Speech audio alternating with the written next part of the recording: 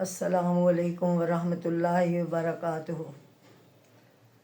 ناظرین، میں آپ کے سامنے نائنتھ کلاس کے سلیبس کے مطابق سورۃ طٰہٰ اس کا ترجمہ اور اس کی تفسیر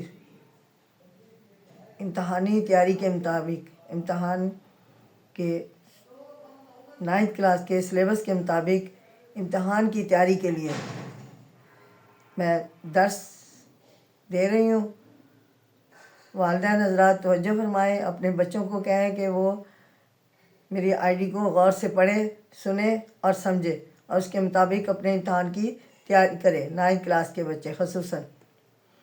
تو یہ نائنتھ کلاس کی بکس میں سے میں درس دے رہی ہوں۔ اعوذ باللہ من الشیطان الرجیم، بسم اللہ الرحمن الرحیم۔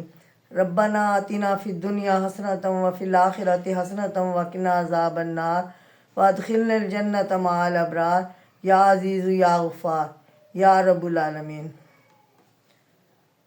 یہ اللہ تعالیٰ کا نام لے کر ہم اپنا درس شروع کر رہے ہیں تاکہ اللہ تعالیٰ کی مدد ہمارے ساتھ ہو جائے اور زندگی کے ہر مقام میں ہم کامیاب ہوں۔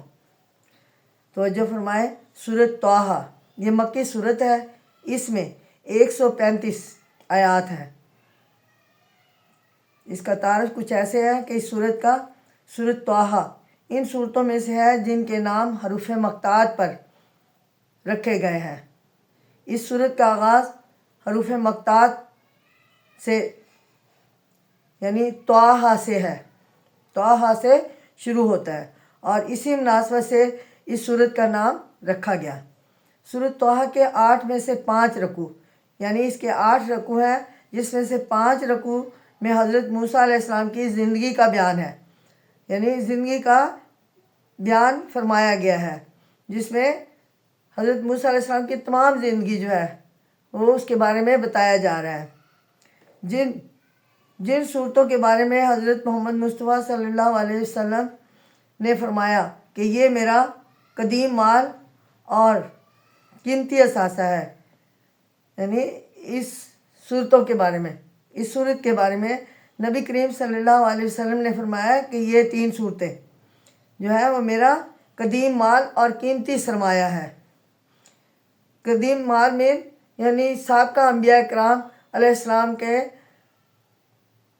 وقت جو اللہ تعالیٰ کا یہ سابقہ انبیاء علیہ السلام کو توحید رسالت کے بارے میں بتایا گیا تھا، وہ سب جو ہے علم اللہ تعالیٰ نے ان صورتوں کے ذریعے ہمارے اور جبرائیل علیہ السلام کو پیغام دیا اور نبی پاک صلی اللہ علیہ وسلم کو سابقہ حالات سے واقفیت دی۔ تو اسی لیے ہمارے نبی کریم صلی اللہ علیہ وسلم نے اسے قدیم مال کہا اور قیمتی سرمایہ یعنی دنیا گزارنے کا طریقہ بتایا تاکہ ہمارے نبی کریم صلی اللہ علیہ وسلم اپنی امت کو ہدایت دیں کہ وہ اس کے مطابق دنیاوی زندگی گزارے۔ حضرت عمر فاروق رضی اللہ تعالیٰ عنہ کہ اسلام لانے کے بعد واقعہ میں یہ تذکرہ ملتا ہے کہ جب وہ اپنی بہن کے گھر تشریف لے گئے اور انہوں نے اپنی بہن سے سورۃ طٰہٰ کی تلاوت سنی تو ان کو دل میں اسلام گھر کر گیا اور انہوں نے اسی وقت اسلام قبول کرنے کا فیصلہ کر لیا۔ یعنی اس وقت تک حضرت عمر فاروق جو تھے وہ اسلام نہیں لائے تھے اور وہ ایک دن غصے میں آ کر نبی پاک صلی اللہ علیہ وسلم کو نقصان پہنچانے کے لیے نعوذ باللہ کہتے ہیں کہ میں آج اس کا کام تمام کر دوں گا، لیکن راستے میں ایک صحابہ نے اسے بتایا کہ آپ اپنے گھر کو سنبھالیں، آپ کی بہن اسلام لا چکی ہے۔ تو اس نے اپنا رخ نبی پاک صلی اللہ علیہ وسلم کی طرف کرنے کے بجائے اپنی بہن کے گھر کی طرف کیا اور جا کر قرآن پاک کی تلاوت سنی اور اس طرح اسلام لے آئے۔ یعنی ان کے اسلام لانے کا واقعہ ہے جب وہ اپنی بہن کے گھر تشریف لے گئے اور انہوں نے اپنی بہن سے سورۃ طٰہٰ کی تلاوت سنی تو ان کے دل میں اسلام گھر کر گیا اور انہوں نے اسی وقت اسلام قبول کرنے کا فیصلہ کر لیا۔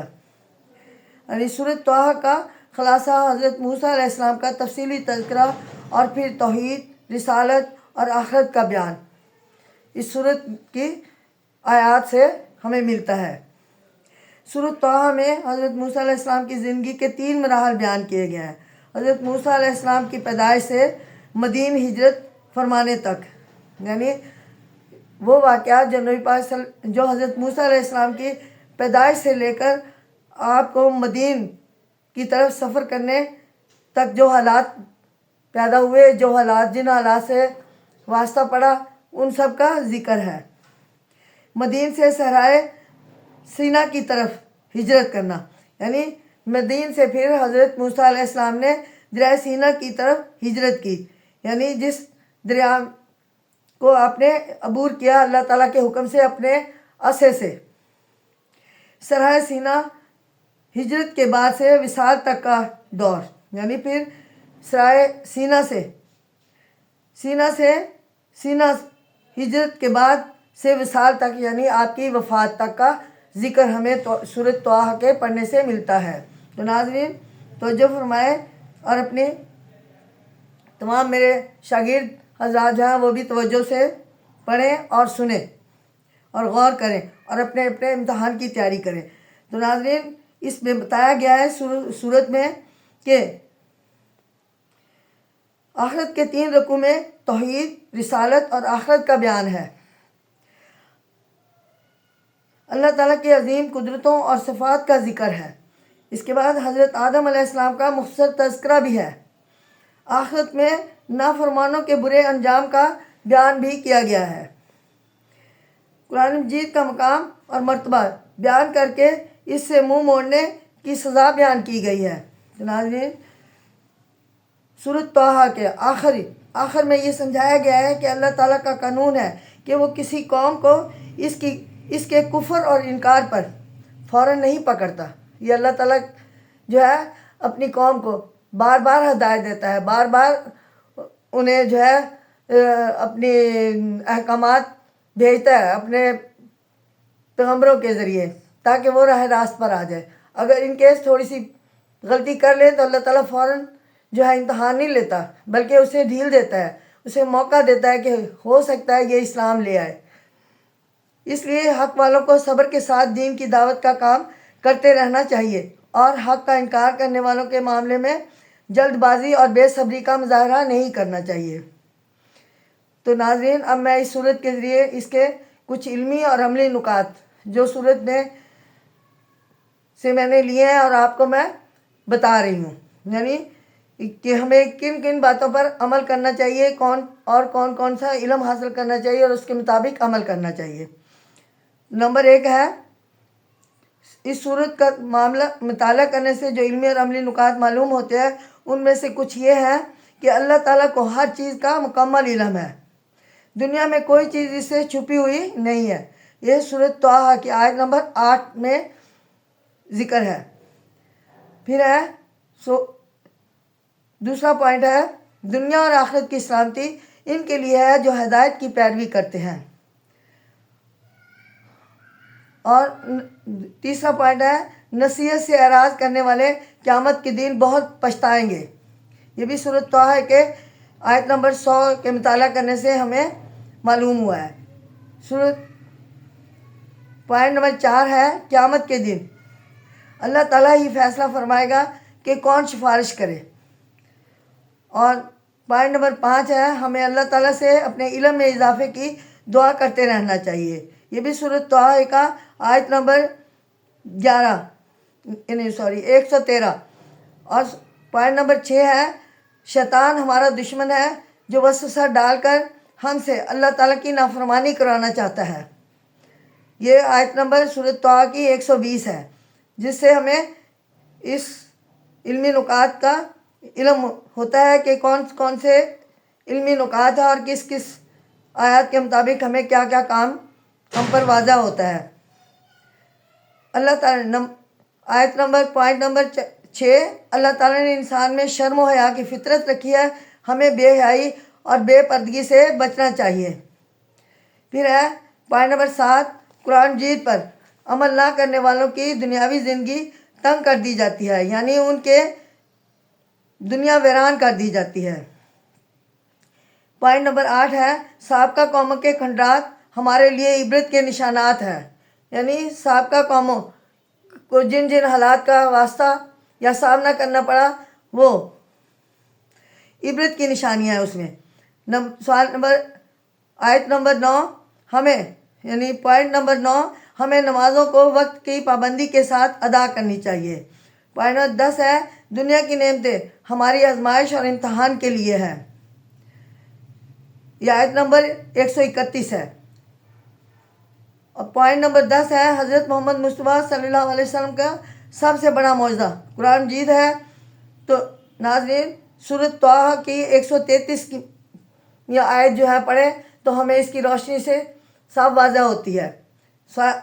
پوائنٹ نمبر 11 ہے کون کامیاب ہے اور کون ناکام ہے، اس کا فیصلہ قیامت کے دن حشر کے میدان میں اللہ تعالیٰ ہی کریں گے، اور اس صورت میں واضح طور پر بتایا گیا ہے۔ تو ناظرین اب میں آپ کے سامنے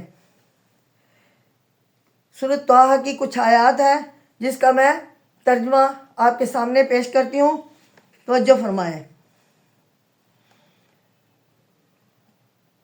قال ربی اشرح لی صدری، یعنی موسیٰ علیہ السلام نے عرض کیا اے میرے رب ویسر لی امری، میرا سینہ کھول دے اور میرے لیے ویسر لی امری، میرے لیے میرا کام آسان بنا دے۔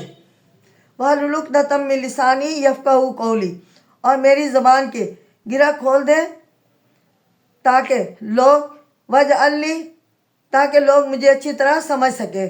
وَاجْعَل لِّی وَزِیرًا مِّنْ أَہْلِی، اور میرا ایک وزیر یعنی میرا مددگار مقرر فرما۔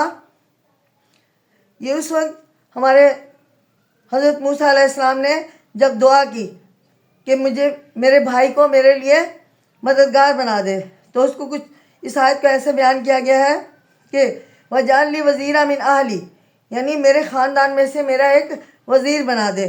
ہارون اخی، یعنی اپنے ہی بھائی ہارون علیہ السلام کے لیے درخواست کی۔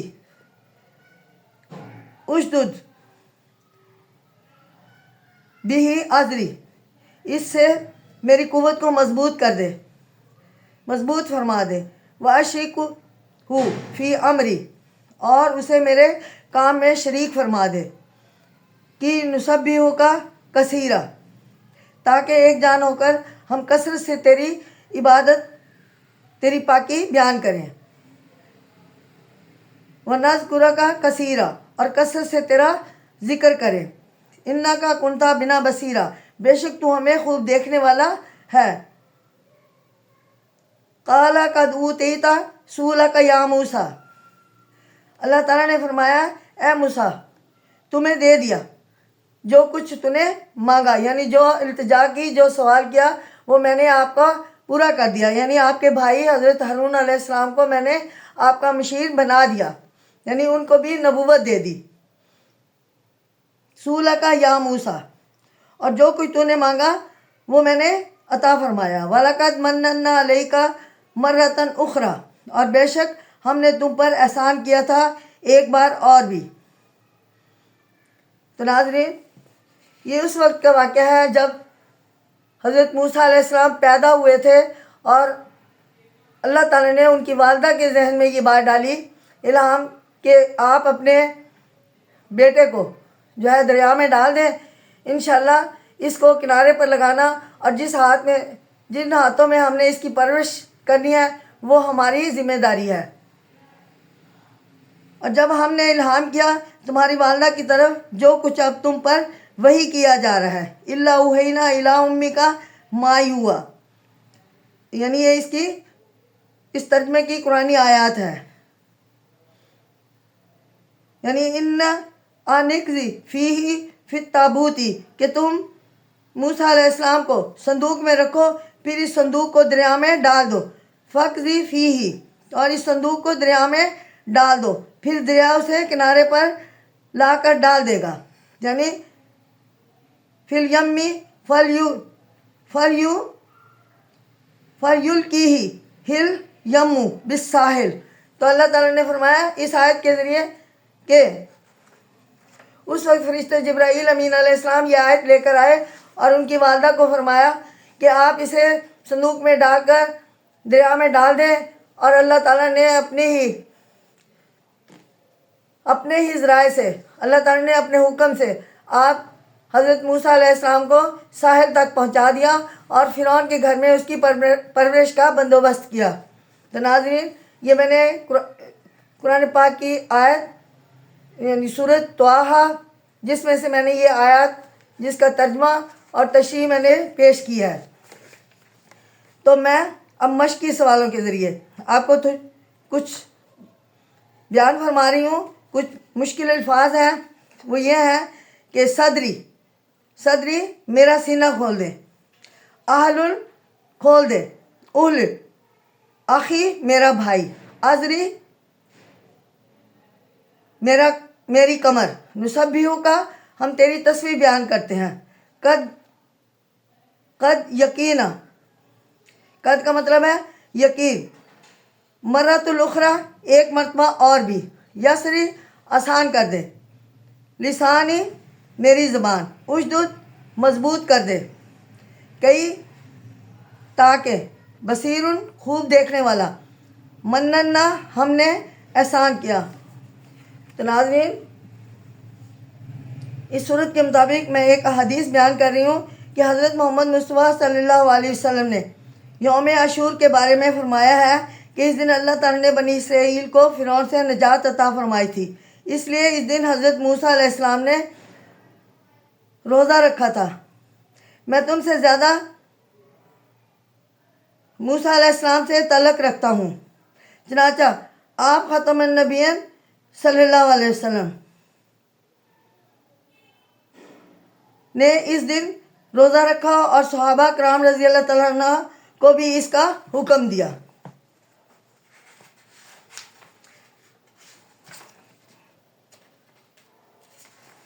ناظرین، اب میں آپ کے سامنے اس کے مشقی سوال کے ذریعے اس کے آپشن ہیں جو میں آپ کے سامنے پیش کرتی ہوں، غور کیجئے۔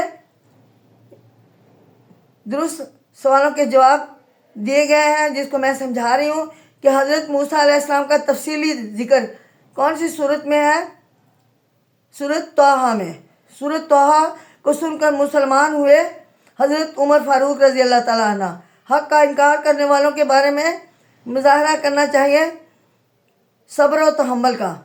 حضرت محمد مصطفیٰ صلی اللہ علیہ وسلم کا سب سے بڑا معجزہ ہے قرآن مجید۔ اصل کامیابی کا فیصلہ ہوگا قیامت کے دن۔ تو ناظرین، میں یہ مختصر جو ہے سوال جن کا میں جواب بتا رہی ہوں، سورۃ طٰہٰ کا یہ نام کیوں رکھا گیا؟ تو ناظرین، سورۃ طٰہٰ کو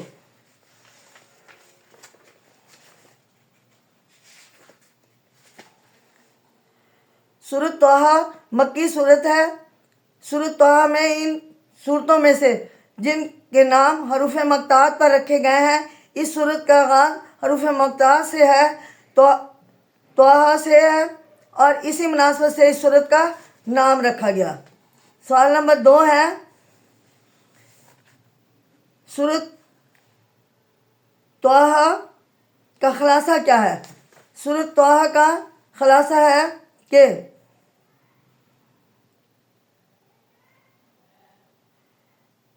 نبی پاک صلی اللہ علیہ وسلم نے فرمایا کہ یہ مال میرا قیمتی سرمایہ ہے اور قدیم مال ہے۔ اس صورت میں یہ بھی فرمایا کہ حضرت عمر فاروق کا ذکر ہے، اور دوسرا اس کا خلاصہ یہ ہے کہ سورۃ طٰہٰ کا خلاصہ حضرت موسیٰ علیہ السلام کا تفصیلی تذکرہ اور پھر توحید، رسالت اور آخرت کا بیان ہے۔ سوال نمبر 3 ہے، سورۃ طٰہٰ کے علمی اور عملی نکات میں سے 2، یعنی پہلا، اللہ تعالیٰ کو ہر چیز کا مکمل علم ہے، دنیا میں کوئی چیز اس سے چھپی ہوئی نہیں۔ دوسرا ہے، دنیا اور آخرت کی سلامتی ان کے لیے ہے جو ہدایت کی پیروی کرے۔ تو ناظرین، یہ میں نے درس اپنا کمپلیٹ کر دیا ہے، غور کیجئے، توجہ فرمائیں۔ انشاءاللہ آئندہ سورۃ انبیاء کا ذکر میں دوسری ویڈیو میں آپ کے سامنے پیش کروں گی۔ اور اس وقت کے لیے انتظار کیجیے اور امتحانی تیاری اس سلیبس کے مطابق کریں، انشاءاللہ کامیابی ہوگی، آمین۔ اجازت، السلام علیکم ورحمۃ اللہ وبرکاتہ، شکریہ۔